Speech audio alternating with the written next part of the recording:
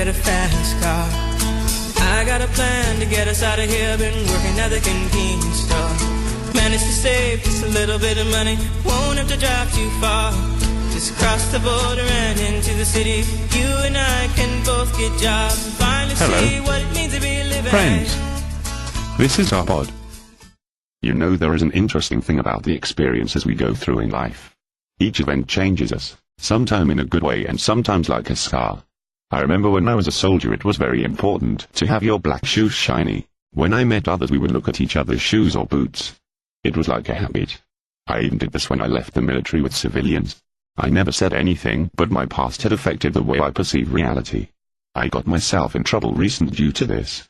You see, I spent one summer working for an undertaker. It was interesting and not as morbid as you might think. Plus it is an important job.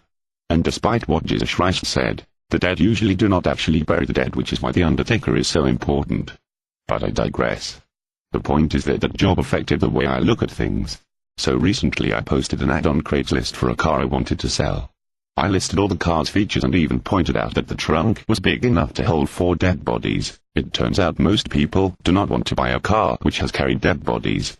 Now I never did that with my car. I just figured a corpse was a standard unit of measure. My mistake. I did get a few calls, but most of them were from members of the local mafia and law enforcement. My bad. I feel kind of stupid now. Kind of like a drug dealer who forgot to pay his supplier.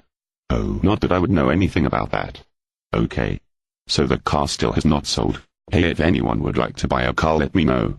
It is all black and very, very shiny. Until next time, I remain your humble servant, Zarbod. Zarbod, you are a silly alien.